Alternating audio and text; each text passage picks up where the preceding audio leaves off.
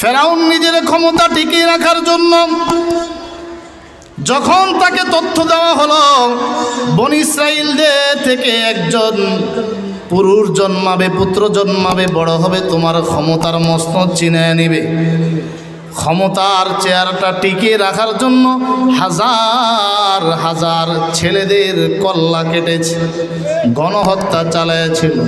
কথা বলেন ঠিক না বেঠিক?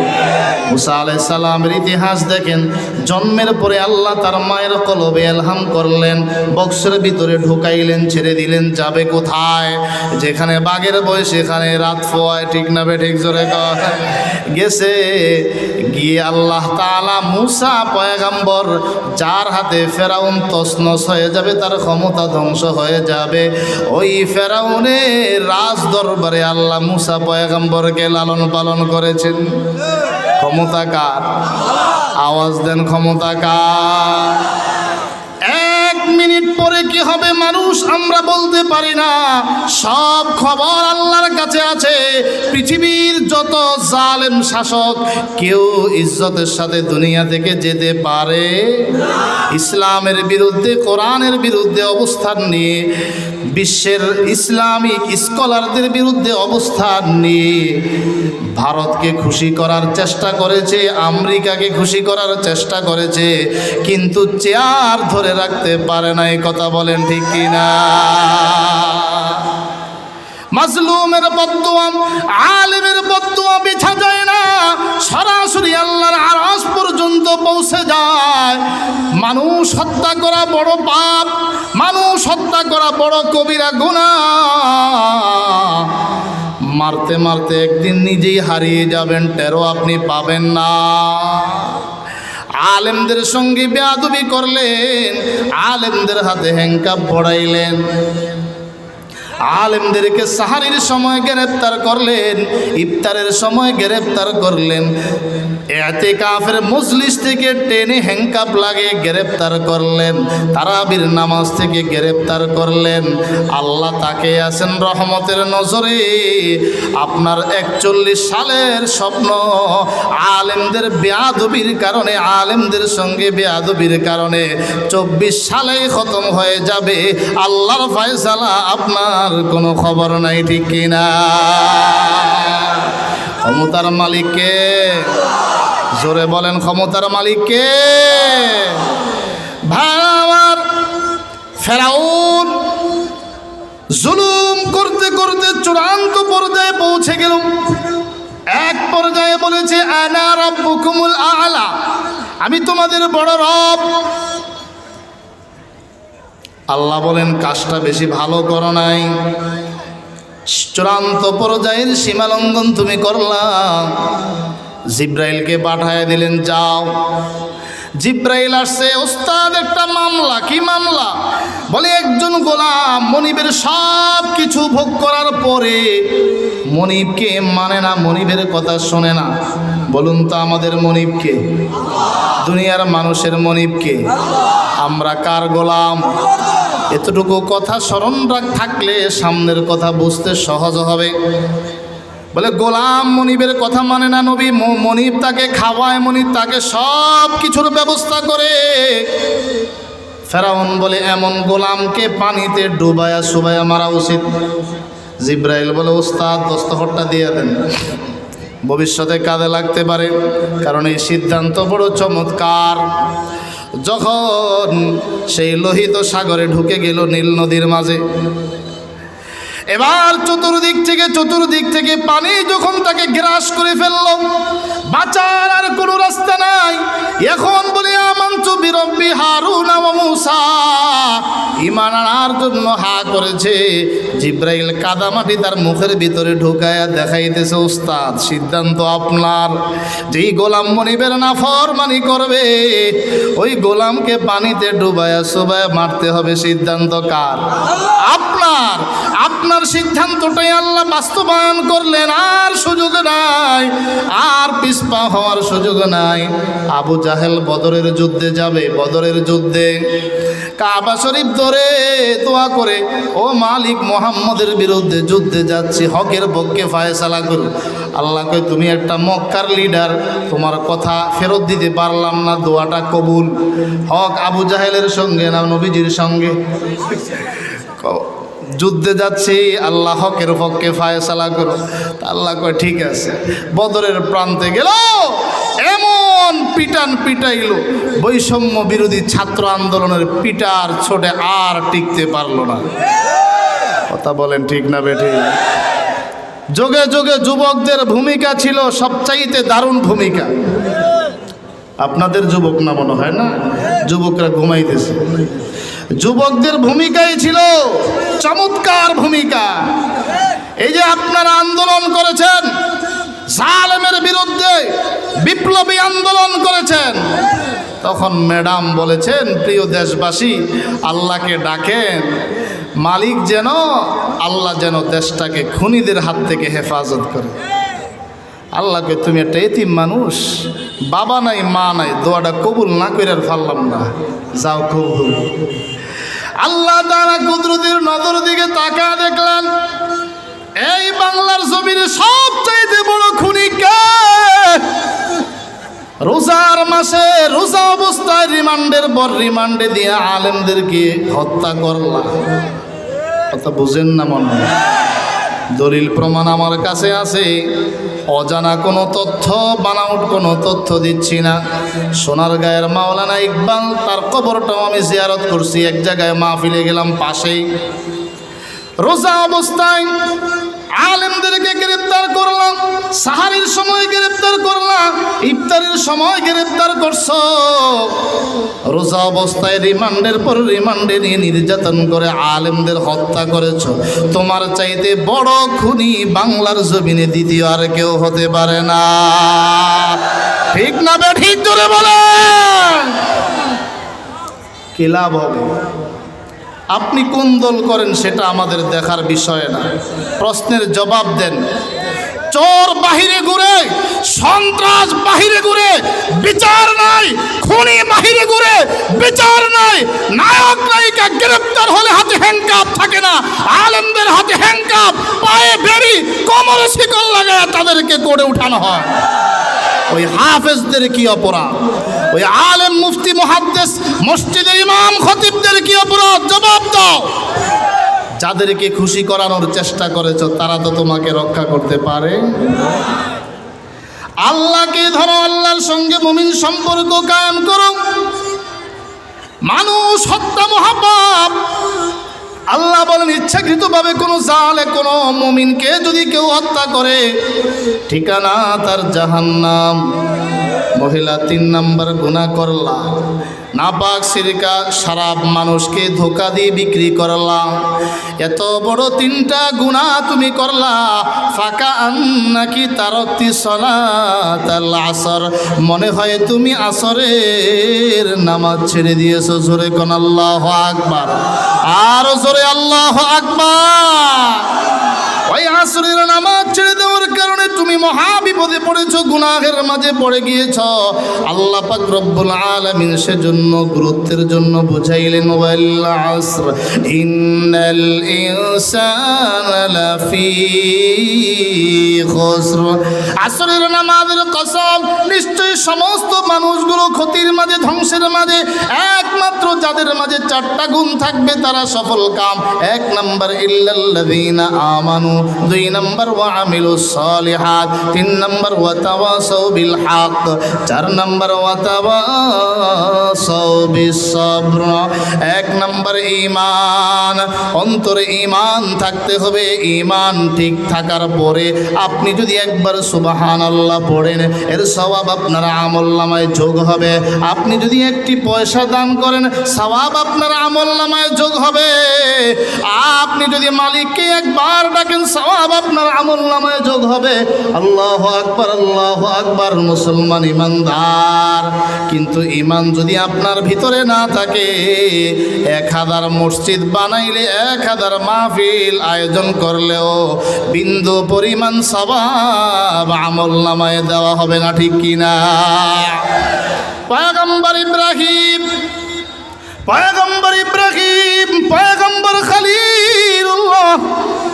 আল্লাহর বন্ধু, কিন্তু বাবাকে রক্ষা করতে পারলেন না, তলবে ঈমান নাই, সেজন্যে বাবার ঈমান না থাকার কারণে বাবাকে রক্ষা করতে পারলেন না। মুহাম্মদুর রাসূলুল্লাহর জন্য সবচাইতে বেশি কুরবানি করেছেন মক্কার মানুষগুলোর মাঝে চাচা আবু তালেব।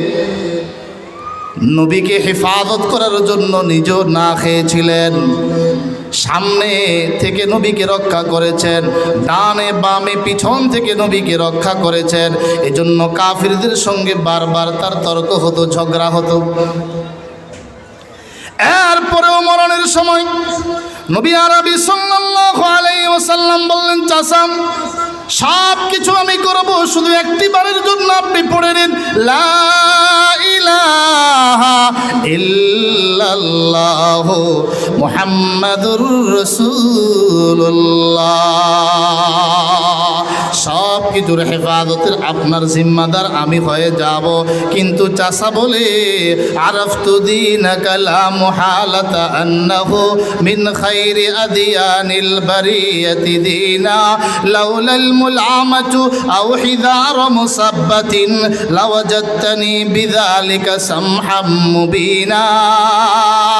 মুহাম্মদ, আমি জানি বুঝি সব ধর্ম থেকে তোমার ধর্ম ইসলামটাই শ্রেষ্ঠ ধর্ম। এখন যদি আমি কালিমা পড়ে মুসলমান হয়ে যাই, বংশের মানুষগুলো আমাকে তিরস্কার করবে, আমাকে নিন্দা করবে, আমি তাদের নিন্দা কবুল করলাম না, আমি নিন্দা কবুল করতে পারলাম না, বিনিময়ে যা শাস্তি সেটা আমি সহ্য করব। জাহান্নাম থেকে বাঁচতে পারলেন না কিসের কারণে? ঈমান না থাকার কারণে। এজন্য আল্লাহ পাক রব্বুল আলামিন অন্য আয়াতে বলেন, আমিনু কামা আমানান নাস। দুনিয়ার মানুষ ইমানদার মুখে স্লোগানের মাধ্যমে ঈমান হবে না। আমিনু কামা আমানান নাস, ঈমান আনো সাহাবায়ে কেরাম যেমন ঈমান এনেছেন, ঈমান আনো হযরত আবু বকর, ওমর, ওসমান, আলী যেমন ঈমান এনেছেন, ঈমান আনো সাদ বিন আবি ওয়াক্কাস, বেলাল, হাফসি, তালহা, জুবাইর যেমন ঈমান এনেছেন, ঈমান আনো আমার সাহাবীরা যেমন ঈমান এনেছেন। আমিনু কামা আমানান নাস। দুনিয়ার সব কিছু থেকে সাহাবায়ে কেরাম আল্লাহ আল্লাহর রাসূলকেই বেশি মহব্বত করেছেন, ঠিক কিনা? তাফসীরে মাযহারি ৭ নম্বর খণ্ড ২০৯ পৃষ্ঠায় একটি ঘটনা নকল করা হয়। হযরতে সাদ বিন আবি ওয়াক্কাস রাদিয়াল্লাহু তাআলা আনহু, সাদ বিন আবি ওয়াক্কাস রাদিয়াল্লাহু তাআলা আনহু আল্লাহর নবীর একজন জবরদস্ত সাহাবী। হযরত সাদ বিন আবি ওয়াক্কাস মক্কার মাঝে মা ভক্ত একজন সন্তান ছিলেন। মক্কার মানুষগুলো জানতো, গোটা মক্কা যদি তাকে একদিকে ডাকে, সাদের মা যদি তাকে ভিন্ন দিকে ডাকে, মার কথাকে প্রাধান্য দিবে। কিন্তু হযরত সাদ যখন কালিমা পড়ে মুসলমান হয়ে গেলেন, মা শোনার পরে বেজার হয়ে গেলেন। ডাক দিয়ে বললেন, সাদ, শুনতে পেলাম তুমি নাকি মুহাম্মদের ধর্ম কবুল করেছ, ইসলাম ধর্ম কবুল করেছ, বাপদাদার ধর্ম ছেড়ে দিয়েছ। ডাক দিয়ে বলে, জি মা,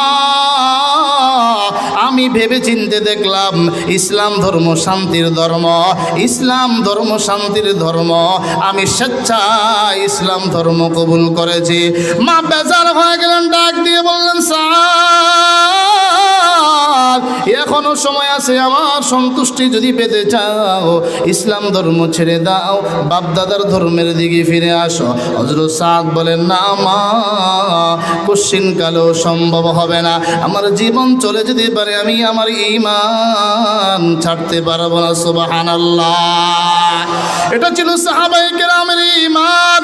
আমিনু কামা আমানান নাস, ঈমান আনো সাহাবায়ে কেরাম যেমন ঈমান এনেছেন, নবীজিকে রক্ষা করার জন্য, ইসলামকে হেফাজত করার জন্য বুক পেতেছেন, শত্রুর সামনে পিছপা হন নাই, পিঠ দেখান নাই। এটা ছিল সাহাবীদের ঈমান। জোরে বলেন ঠিক কিনা? এই বাংলার মুসলমান বুকে সাহস নিয়ে যখন ময়দানে ঝাঁপিয়ে পড়ে, ইসলাম বিদ্বেষী, কোরআন বিদ্বেষীরা পলায়ন করতে বাধ্য। চিল্লা বলেন ঠিক না বেঠিক? যখন ভারতের দাদা বাবুরা এই বাংলাদেশের দিকে চোখ রাঙিয়ে তাকায় বাংলাদেশের যুব সমাজ, মুসলিম তাওহীদি জনতা বুকে সাহস নিয়ে ইমানের বাণী, ইমানের আওয়াজ নিয়ে যখন ময়দানে ঝাঁপিয়ে পড়ে, ওই বেঈমানরা পলায়ন করতে বাধ্য। জোরে কোন ঠিক কিনা? বদরের প্রান্ত বেশি সাহাবী ছিলেন না, মাত্র 313 জন। এই বাংলাদেশের যুবক ইমানদার মানুষগুলো যদি তৈরি হয়ে যায় আলেম ওলামাদের নেতৃত্বে ইসলামের বিজয়ী স্বপ্ন লালন করার জন্য, যদি ইসলামের শাসন বাস্তবায়ন করার জন্য তারা যদি প্রস্তুত হয়ে যায় বাতিলের মোকাবেলায়, ভারত চোখে চোখে চোখ রেখে কথা বলার সাহস পাবে না, ঠিক কিনা?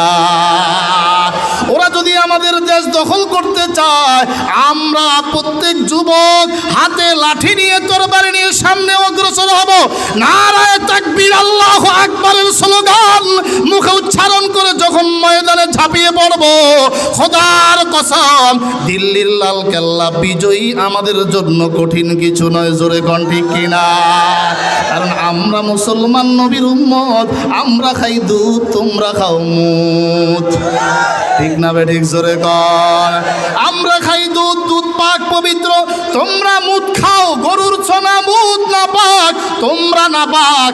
একজন মর্দে মুজাহিদের মোকাবেলা সামনে হাজারো মুদখোর। আমরা মুসলমান পরোয়া করি না, ঠিক না বে ঠিক? জোরে কর। কারণ মুসলমান ভয় করে একমাত্র কাকে? মুসলমান আমেরিকাকে ভয় করে না, রাশিয়া চীনকে ভয় করে না, ভারতকে ভয় করার প্রশ্নেই। কথা বলেন ঠিক না বে ঠিক? डरते नहीं दुनिया में मुसलमानों किसी से, मिल जाती है जब दौलत ईमान नबी से, मिल जाती है जब दौलत ईमान नबी से। डर नहीं कुछ गम नहीं जब रहमत रहमान है, सारा आलम हो मुखालिफ फिर न कुछ नुकसान है, सारा आलम हो मुखालिफ फिर न कुछ नुकसान है। মুমিনের অন্তরে যাদের ঈমান আছে, যাদের অন্তরে ঈমান আছে, আল্লাহ ছাড়া পৃথিবীর কাউকে ভয় করে না। আমরা আল্লাহকে ভয় করি, কারণ আমরা একমাত্র আল্লাহর গোলাম। দুনিয়ার কোনো পরাশক্তির গোলামি আমরা মানি না, ঠিক না বে ঠিক? জোরে জোরে আওয়াজ দিয়ে বলে, ঠিক না বে ঠিক? मुस्लिम ही हम गुलामी करते नहीं किसी की, बस खुदाए बरतर है हुक्म हमारा, कायम रहे है हक पर हम सर काटा काटा कर, चुप है ज़बां खंजर सच बयां हमारा, चीनो अरब हमारा हिंदुस्ता हमारा, मुस्लिम है हम वतन है सारा जहां हमारा, तौहीद की अमानत सीनों में है हमारा, आशा नहीं मिटाना नामो निशान हमारा, आशा नहीं मिटाना नामो निशान हमारा। चिल्लाए पढ़ुन अल्लाहु আকবার, আর জোরে কণ্ঠ ছেড়ে দিয়ে পড়ুন আল্লাহু আকবার। মুসলমান ভাইরা আমার, সাদ বিন আবি ওয়াক্কাসের মা ডাক দিয়ে বলে, হে সন্তান, তুমি যদি বাপ দাদার ধর্মের দিকে ফিরে না আসো, আজ থেকে আমি খানা পিনা সব কিছু বন্ধ করে দিব। তাফসীরে মাযহারিতে আল্লামা কাদি সানাউল্লাহ পানিপতি রহমতুল্লাহ আলাইহি লেখেন, একদিন এক রাত্র চলে যায়, সাদ বিন আবি ওয়াক্কাসের মা কোনো কিছু খায় না, পান করেন না। দ্বিতীয় দিনও চলে যায়, কোনো কিছু খায় না, পান করে না। তৃতীয় দিনও চলে আসে, কোনো কিছু খায় না, পান করে না। এবার সাদ বিন আবি ওয়াক্কাস মার সামনে নিজের ঈমানের হালত প্রকাশ করতে গিয়ে বলেন, ও আমার আম্মা জান, আপনি ভেবেছেন আপনি যদি না খেয়ে মৃত্যুবরণ করেন, আপনার মৃত্যুর ভয়ে আমি সাদ ইসলাম ধর্ম ছেড়ে দিব, বাপ দাদার ধর্মের দিকে ফিরে যাব। ও আমার আম্মা জান, আমার ঈমানের অবস্থা আমি একটু আপনাকে শোনায় দিতে চাই। আল্লাহ তাআলা আপনাকে একটা জীবন দান করেছেন, আমাকেও আল্লাহ একটা জীবন দান করেছেন। আল্লাহ যদি আপনাকে একটা নয়, দুইটা নয়, 10টা নয়, 20টা নয়, 100টা জীবন দান করে থাকেন, একটা একটা করে সবগুলো যদি আপনি খতম করে দেন, আমি সাদ এক মুহূর্তের জন্য ইসলাম ধর্ম ছাড়তে পারবো না। জোরে জোরে বলেন সুবহানাল্লাহ। বাংলাদেশের যুবকদের সাহস আছে না নাই? হক্কানি উলামায়ে কেরাম ফাঁসির মঞ্চে ঝুলতে প্রস্তুত, এরপরও বাতিলের সামনে আপোষ করতে, মাথা নত করতে প্রস্তুত। তো চিল্লায় গো ঠিক না বেটে?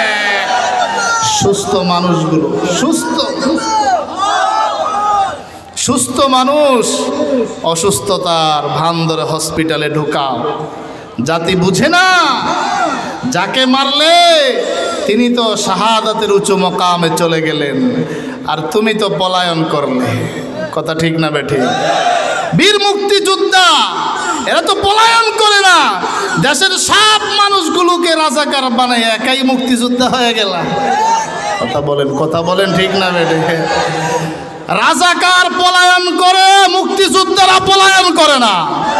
24-এর মুক্তিযোদ্ধা আমরাই, দেশকে ভালোবাসি, দেশের ইঞ্চি ইঞ্চি মাটিকে আমরা ভালোবাসি। চিল্লা এখন ঠিক না বেটে?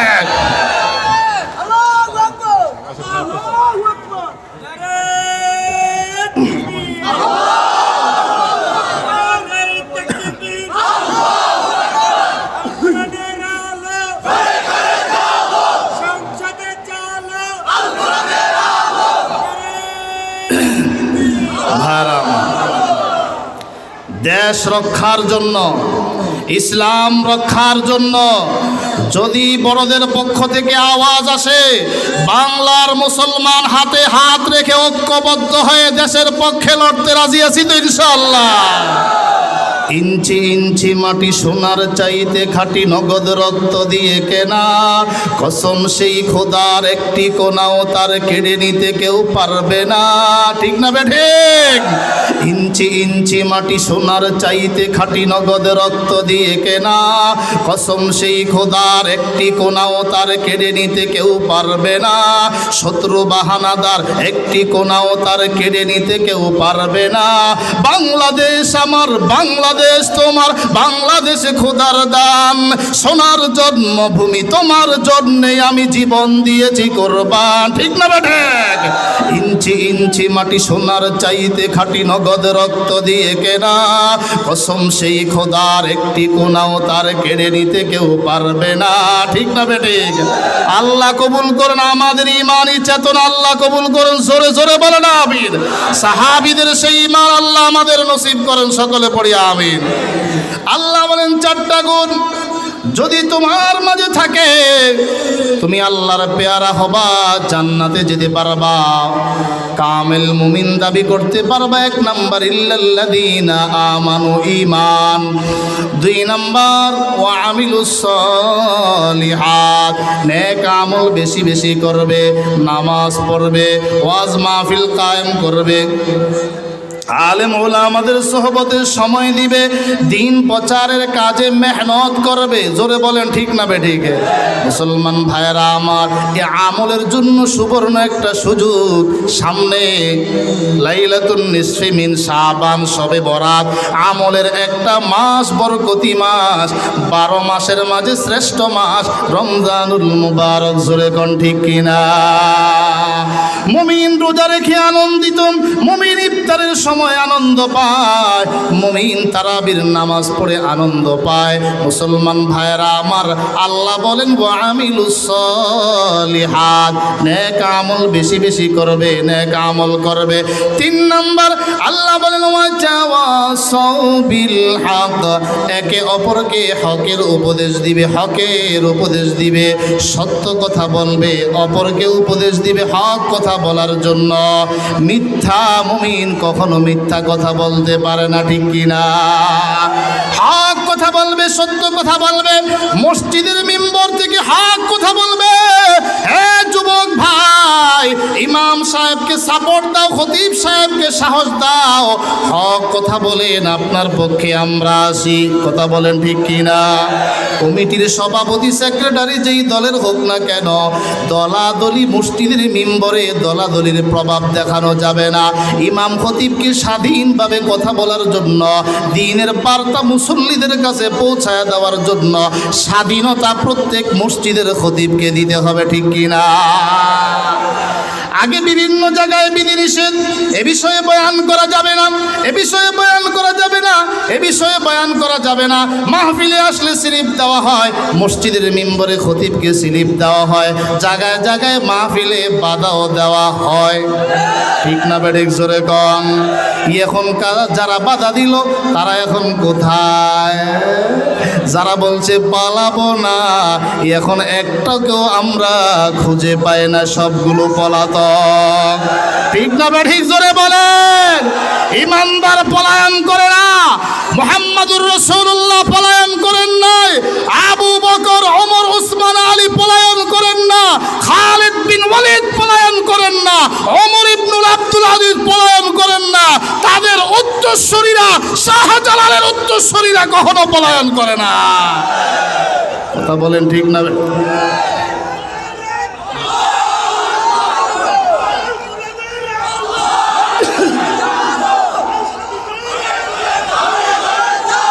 ভাইরা আমার, আল্লাহ বলেন 3 নাম্বার গুণ, মুহাম্মাদুর রাসূলুল্লাহর উম্মত হওয়ার কারণে শুধু ইমানদার দাবি করবা, নেক আমল করবা, জান্নাত পাইবা আশা করো না। অপরকে হকের কথা বলতে হবে, হকের দাওয়াত দিতে হবে, সত্য কথা বলতে হবে, ঈমানের কথা বলতে হবে। সংসদে যাবে, সেখানেও হক কথা বলবে। কথা বলেন ঠিক না বেঠিক? আলেম ওলামা, ইসলামী সব দলগুলো এখন ঐক্যবদ্ধ হওয়ার পথে। ঠিক না বেঠিক জোরে কন? নাস্তিক বেঈমানের অন্তরে জ্বালা পোড়া শুরু হয়ে গিয়েছে। আমরা যদি সজাগ থাকি, মুসলমান আলেম ওলামা তাদের হাতকে যদি একটু মজবুত করতে পারি, মুসলমান ইমানদার আল্লাহু আকবার, আল্লাহু আকবার, এদেশের সংসদেও কোরআনী আলোচনা চলবে। ইসলামের বিরুদ্ধে, ইসলামের বিরুদ্ধে, কোরআনের বিরুদ্ধে কোনো আইন সংসদে বাস্তবায়ন হতে দেওয়া হবে না। ঠিক কিনা? আমার ভাইরা বন্ধুরা, আল্লাহ বলেন ওয়াতাওয়াসাউ বিল হক, একে অপরকে হকের উপদেশ দাও, সত্যের উপদেশ দাও। ভাইরা আমার 4 নাম্বার গুণ, আল্লাহ বলেন ওয়াতাওয়াসাউ বিস সবর, হক কথা বলবে, বিপদ আসবে, মুসিবত আসবে, তবে একে অপরকে সবরের উপদেশ দাও, ধৈর্যের উপদেশ দাও। হক পথে চললে বিপদ আসতে পারে, মুসিবত আসতে পারে। দেখলা তোমার ঘরের একটা লোক খারাপ কর্মে লিপ্ত, এখন তুমি যদি তার প্রতিবাদ করো, বিপদ আসতে পারে, এরপরও প্রতিবাদ করতে হবে। কথা বলেন ঠিক কিনা? মসজিদের সেক্রেটারি সুদ খায়, সুদ খায়। আপনাদের এলাকার কথা বলছি না, বিভিন্ন জায়গায় আসে না নাই? মসজিদের সভাপতি, সেক্রেটারি সুদ খায়, সদস্য সুদ খায়। ইমামের দায়িত্ব, চাকরির পরোয়া করা যাবে না, রিজিকের মালিককে। সুদের বিরুদ্ধে কথা বলতে হবে, ঘুষের বিরুদ্ধে কথা বলতে হবে, চাঁদাবাদীর বিরুদ্ধে কথা বলতে হবে। জোরে কোন ঠিক কিনা? এরপরেও যদি কোনো স্বৈরশাসকের দোষক যদি তোমার খতিবগিরি চিনে নেয়, ইমামতির উপরে আক্রমণ করে, ওয়াতাওয়াসাউ বিস সবর, মুমিন মুসলমান ইমানি ভাই হিসাবে, মুসলমান ভাই হিসাবে কোরআনের বার্তা তোমার কানে মেসেজটা শোনায় দিতে চাই। আল্লাহ বলেন ওয়াতাওয়াসাউ বিস সবর, একে অপরকে ধৈর্যের উপদেশ দাও, সবরের উপদেশ দাও, ধৈর্যের উপদেশ দাও। আল্লাহ পাক রব্বুল আলামিন যাদেরকে পছন্দ করেন, বেশি মহাব্বত করেন, মাঝে মাঝে তাদেরকে আল্লাহ একটু কষ্ট দেন, বিপদ দেন, পরীক্ষা করার জন্য। আল্লাহ যাকে যত বেশি মহাব্বত করেন, তাকে কত বেশি আল্লাহ তাআলা পরীক্ষার সম্মুখীন করেন। আল্লাহর রাসূল বলেন আশাদ্দুন নাসি বালান আল আম্বিয়া সুম্মাল আমসাল ফাল আমসাল। আল্লাহ তাআলার কাছে আশাদ্দুন নাস বলে মুমিন মানুষের মাঝে সবচাইতে বেশি কষ্ট করে কারা? আশাদ্দুন নাসি বালান আল আম্বিয়া, নবীগণ, সুম্মাল আমসাল ফাল আমসাল, এরপরে ক্রমান্বয়ে যে আল্লাহর যত বেশি নৈকট্য প্রাপ্ত বান্দা, আল্লাহ তার থেকে তত বেশি পরীক্ষা তলব করে। সাহাবী তার বিবির কাছে এসে বলেন, আল্লাহর নবী বলেছেন আল্লাহ যাকে পছন্দ করেন তাকে বিপদ মুসিবত দিয়ে পরীক্ষা করেন। বিবির কলবে মেসেজটা ঢুকে গেল। বেশ কিছুদিন পরে একদিন গভীর রজনীতে স্বামীর ঘুমটা ভেঙে যায়। ডাক দিয়ে বলে, বিবি আমার পানির পিপাসা লেগেছে, একটু পানি এনে দাও, আমার পানির পিপাসা, পানি এনে দাও। বিবি ঘরের বাহিরে দৌড়ে গেল, তখন তো ভিতরে ট্যাপ কল ছিল না, পানি আনতে একটু দেরি হয়, বিলম্ব হয়। ঘরের ভিতরে ঢুকিয়া দেখে স্বামী ঘুমায়া গেছে, গ্লাসটা হাতে নিয়ে দাঁড়িয়ে আছে। আবার যখন সেই তাহাজ্জুদের সময় স্বামীর ঘুমটা ভেঙে গেল, তাকায় দেখে বিবি গ্লাস নিয়ে, পানির গ্লাস নিয়ে দাঁড়িয়ে আছে। এমন নেককার বিবি সমাজে আছে না নাই? কিছুদিন আগে এক মহিলার জানাজার নামাজ পড়াইলাম। প্রতিবেশী মানুষগুলো এসে, পুরুষগুলো এসে আমাকে বলছে, হুজুর বহু বছর এই বাড়িতে থাকি, কোনোদিন এই মহিলার চেহারা আমরা কেউ দেখি না। কথা বলেন ঠিক কিনা? আজ আমাদের নারীরা মাথায় ওড়না নাই, পরনে কোনো বোরকা নাই, যার যেমন মন চায়। ইহুদিরা যেভাবে চলে, ইহুদি নারীরা, খ্রিস্টান নারীরা, মুশরিক নারীরা যেভাবে পর্দা ছাড়া সমাজে উলঙ্গভাবে চলাফেরা করে, কিছু নামদারি মুসলমান নারীগুলো সেইভাবে সমাজে চলাফেরা করে, ঠিক কিনা? যুবকদের চরিত্র নষ্ট করে কোনো পর্দাশীল নারী প্রিজিংয়ের শিকার হয় না, যারা বেপরদায় চলে তারাই প্রিজিংয়ের শিকার হয়। চিল্লা বলেন ঠিক না বেঠিক? এই জন্য মুসলমান ভাইয়েরা, আল্লাহ পাক রব্বুল আলামিন নারীদেরকে পছন্দ করেন, নারীদের জান্নাতে যাওয়ার রাস্তাও আল্লাহ সহজ করে দিলেন।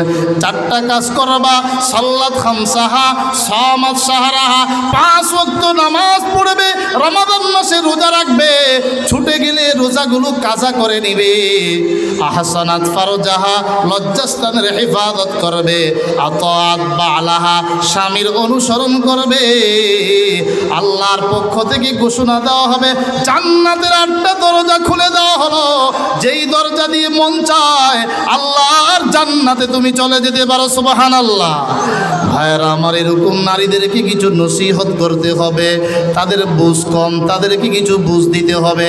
স্বামীর দায়িত্ব বিবিকে নসিহত করা, বাবার দায়িত্ব সন্তানকে নসিহত করা। বিবি পানির গ্লাস নিয়ে দাঁড়িয়ে আছে, স্বামী যখন নজর করে দেখলো, সাহাবী নজর করে দেখলো, বিবি এতক্ষণ পর্যন্ত তুমি পানির গ্লাস নিয়ে দাঁড়িয়ে আছো, কি দরকার ছিল? বিবি জবাব দেয়, স্বামী আমার, আপনি আবার যদি ঘুম থেকে উঠে পানি পানি করে তালাশ করে পানি না পান, আপনার কষ্ট হবে। আমি চাই না আমার মতো একজন বিবির কারণে আপনি কষ্ট পান। সেজন্য আপনার সন্তুষ্টির জন্য, আপনার খেদমতের জন্য আমি পানির গ্লাস হাতে নিয়ে দাঁড়িয়ে আছি। স্বামী খুশি হয়ে গেল, সাহাবী খুশি হয়ে বলতেছে, বিবি তোমার আজকের এই কাজটা আমার কাছে এত পছন্দের হয়েছে, এই মুহূর্তে যদি তুমি আমার কাছে কিছু চাও, যা চাইবা আমি সঙ্গে সঙ্গে তোমার চাওয়া পাওয়া পূরণ করব। কি চাইবা চাও? কত ভরি তোমার স্বর্ণের প্রয়োজন, বাড়ির প্রয়োজন, গাড়ির প্রয়োজন, কি চাও চাও। বিবি বলেন, না আমার কিছু লাগবে না। বারবার যখন স্বামী পিড়াপিড়ি করছে, ও বিবি চাও, তুমি আমার কাছে কিছু একটা চাও, আমি তোমার চাওয়া পাওয়া পূরণ করে দিব। বিবি বললেন, দিবেন? অবশ্যই দিব। দিবেন তো? অবশ্যই দিব। কি বলো দিব না মানে? আমার তো টাকা পয়সার কোনো অভাব নাই, আমার এই ঘরে টাকা পয়সার কোনো অভাব নাই, যা চাও তুমি আমি তোমাকে তাই দিয়ে দিব। মুসলমান ভাইয়েরা আমার, বিবি ডাক দিয়ে বলল, স্বামী আমি তোমার কাছে চাইবো একটা, তুমি ওয়াদা করছো দিবা, দিয়ে দাও। আমি চাই তুমি আমাকে তালাক দিয়ে ছেড়ে দাও। নাউজুবিল্লাহ। স্বামীর মাথায় পাহাড় ভেঙে পড়ল। বিবি আমি কি জীবনে তোমাকে কখনো কোনো কষ্ট দিয়েছি? আমার এই সংসারে তুমি না কখনো কষ্ট পেয়েছ? কোনোদিন তো তোমাকে আমি কষ্ট দেই নাই, কেন আমার উপরে বেজার হলা? কেন তুমি আমার বিচ্ছেদ চাও? বলে কোনো কথাই বলা যাবে না, কোনো উত্তর প্রশ্ন উত্তরের পর্ব চলবে না। আপনি বলেছেন আপনি যা চাই তাই দিয়ে দিবেন, আমি আপনার কাছে চাই আপনি আমাকে ছেড়ে দেন, তালাক দিয়ে দেন। মুসলমান ভাইয়েরা আমার, স্বামী ডাক দিয়ে বলতেছে, বিবি এই বিষয়ের মীমাংসা নবীর দরবারে যাব। আল্লাহর নবী যদি করে দেন তুমি মানবা, বলে অবশ্যই মানব, নবীর সিদ্ধান্ত আমি মানব। নবী মিথ্যা কোনো ফায়সালা দিবে না, হকের পক্ষে ফায়সালা দিবে। ঠিক আছে, ফজরের পরে আমরা দুজন নবীর দরবারে চলে যাব। মুসলমান ভাইয়েরা আমার, স্বামী স্ত্রী দুইজন নবীর সাক্ষাতের উদ্দেশ্যে রওনা। কিছু দূর যাওয়ার পরে হঠাৎ করে স্বামীর পাটা একটি গর্তের মাঝে পড়ে ভেঙে যায়, পা মচকে যায়। বিবি তার গায়ের ওড়না খুলে স্বামীর পাটা পেছায়া স্বামীকে হাত উঁচু করে ধরে আর ডাক দিয়ে বলে, ও আমার স্বামী, প্রাণের স্বামী, নবীজির দরবারে আর যাওয়া লাগবে না, তালাক দেওয়ারও কোনো প্রয়োজন নাই, আমি তোমার সঙ্গে থাকব, আমি আপনার খেদমত করে যাব, কোনো সমস্যা নাই। স্বামী ডাক দিয়ে বলে, বিবি কেন তুমি আমার কাছে তালাক চাইলা? আমি কিছুই বুঝতে পারলাম না, জিজ্ঞেস করলাম কারণ রহস্য, কিছুই বললা না, আবার এখন বলো তালাক দেওয়া লাগবে না, নবীর দরবারও যাওয়া লাগবে না, রহস্যটা কি একটু খুলে বলবা? বিবি ডাক দিয়ে বলে, স্বামী আমার, আপনি তো নবীর একটা হাদিস আমাকে শোনাইলেন, আল্লাহ যাকে বেশি মোহাব্বত করেন তাকে মাঝে মাঝে কষ্ট দিয়ে বিপদ দিয়ে আল্লাহ পরীক্ষা করেন। আপনার ঘরে আমি এসেছি বহুদিন হয়ে গেল, কখনো আপনার ঘরে কোনো কষ্ট দেখলাম না, কোনো মুসিবত দেখলাম না, কোনো বিপদ বালা মুসিবত কিছুই দেখলাম না। মুসলমান ভাইয়েরা আমার, বিবি ডাক দিয়ে বলে, আমার বোঝাপড়া হয়ে গেল আল্লাহ আপনাকে মোহাব্বত করেন না, এই জন্য আপনার ঘরে কোনো অশান্তি নাই, কোনো বিপদ নাই, মুসিবত নাই। আল্লাহ যাকে মোহাব্বত করে না, ভালোবাসেন না, তার ঘরে আমি থাকতে চাই না। আমি এমন একজন স্বামী চাই যাকে আমার আল্লাহ পছন্দ করেন, ঠিক কিনা? কিন্তু যখন আমি এই মুহূর্তে দেখলাম আপনি বিপদে পড়ে গেলেন, বহুদিনের ঘর সংসার করলাম, মাত্রই দেখলাম আপনি বিপদে পড়লেন, আমি বুঝতে পারলাম আল্লাহ আপনাকে মোহাব্বত করেন, পছন্দ করেন। মুসলমান ভাইয়েরা আমার, আল্লাহ আপনাকে মোহাব্বত করেন, পছন্দ করেন। যাকে আল্লাহ পছন্দ করেন তার সঙ্গে আমি থাকতে রাজি, তার সঙ্গে আমি ঘর সংসার করতে রাজি। জোরে কোন সুবহানাল্লাহ। আজকে আমাদের সমাজের মেয়েগুলো এমন পাত্র কি তারা বাছাই করতে সক্ষম? আমি একজন নামাজি পাত্র চাই, আমি একজন দিনদার পাত্র চাই, যার দিকে তাকাইলে মুসলমানের আদর্শ পাওয়া যায়, এমন একজন দিনদার পাত্র আমি দেখতে চাই। নারীরা যদি সেই বিষয়টা চাইতো, অবশ্যই তারা ভালো ভালো ভালো ভালো পাত্র পাইতো। আর যুবকগুলো যদি এরকম দিনদার পাত্রী চাইতো, অবশ্যই তাদেরকে আল্লাহ ব্যবস্থা করে দিতেন। জোরে কোন ঠিক কিনা? আল্লাহ পাক রব্বুল আলামিন বলেন, ওয়াল আসরি ইন্নাল ইনসানা লাফি খুসর। আসরের কসম, নিশ্চয়ই সমস্ত মানুষগুলো ধ্বংসের পথে, সব মানুষগুলো জাহান্নামের পথে। একমাত্র যাদের মাঝে চারটা গুণ থাকবে তারাই সফল কাম। এক নাম্বার ইল্লাল্লাযীনা আমানু, এক নাম্বার ঈমান, দুই নাম্বার ওয়া আমিলুস সালিহাত, তিন নাম্বার ওয়া তাওয়াসাউ বিল হক, চার নাম্বার ওয়া তাওয়াসাউ বিস সবর। ভিতরে কলবে ঈমান রাখতে হবে। ঈমানটা মজবুত হবে কেমন? ঈমান আপনার কাছে যদি মসজিদে যেতে ভালো লাগে, বুঝবেন কলবে ঈমান আছে। মাহফিলে আসতে ভালো লাগে, কলবে ঈমান আছে। সুদ খাইতে খারাপ লাগে, বুঝতে হবে কলবে ঈমান আছে। রোজা রাখতে ভালো লাগে, বুঝতে হবে কলবে ঈমান আছে। জোরে কোন ঠিক কিনা? আল্লাহ আমাদের সবাইকে বুঝার, আমল করার তৌফিক দান করেন। সকলে বলি আমিন।